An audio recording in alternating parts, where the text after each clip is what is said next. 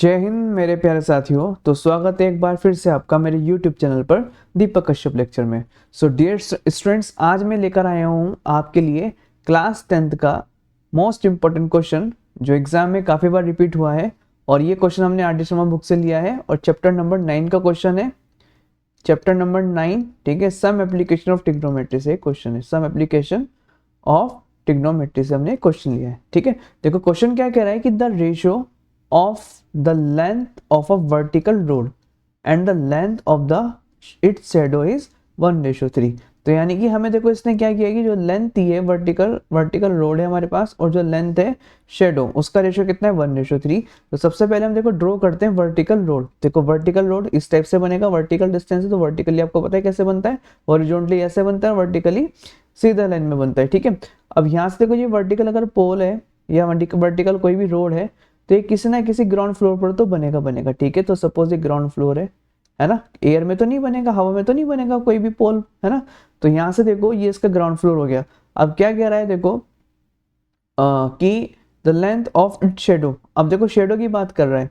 अगर ये रोड देखो वर्टिकल, अगर ये रोड है यहाँ पे देखो ये वर्टिकल रोड बना हुआ और अगर सपोज सन यहाँ पर है तो इसकी जो देखो सन से जो यहाँ पर जो भी सनरेज जाएंगी तो शेडो किस तरफ बनेगा, देखो इसका शेडो इस तरफ बनेगा, है ना, शेडो इस तरफ बनेगा। तो इस तरफ देखो यहाँ पर क्या बनेगा, शेडो बनेगा। ठीक है, बात समझ में आ रही है। तो अब देखो हमें उसने बोला है कि what is the angle of elevation of the sun at the moment, यानी कि जो एंगल ऑफ एलिवेशन बन रहा है ऊपर की तरफ बनता है एंगल ऑफ एलिवेशन, हमें ये फाइंड करना है थीटा। ठीक है, तो हम क्या करेंगे देखो डिस्टेंस में फाइंड, हमें यहाँ से थीटा फाइंड करना है। अब गिवन क्या है देखो, length of vertical road and the length of shadow कितना है 1:3। तो यानी कि देखो अगर मैं इसको लेट करूं, लेट से ए और ये कितना होगा बी और ये कितना होगा सी। तो ये अगर वर्टिकल पोल है तो यानी कि ये कितना है 1 है क्योंकि इसका रेशियो गिवन है।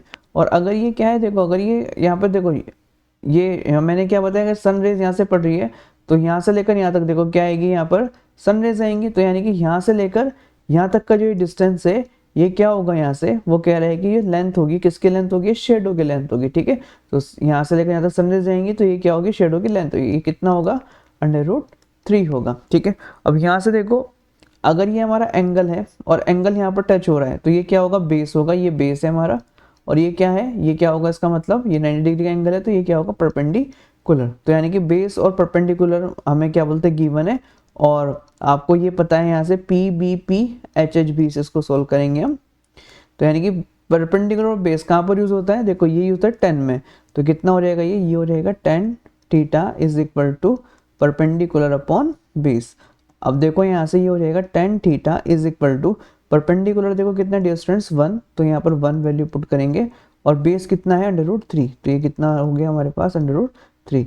अब यहाँ से देखो डिस्टेंस 10 थीटा है ना, तो इसको एज इट इज लिखेंगे 10 थीटा इज इक्वल टू 1/√3। देखो 10 में किसका वैल्यू होता है, ये होता है 30 डिग्री का। अब 10 से 10 कैंसिल तो हम बोल सकते हैं थीटा इज इक्वल टू कितना, 30 डिग्री। ठीक है, तो ये है हमारे इस क्वेश्चन का आंसर। आई होप आपको समझ में आया होगा। अगर आपको वीडियो पसंद आया हो तो लाइक करें, शेयर करें और सब्सक्राइब करें। Thank you so much.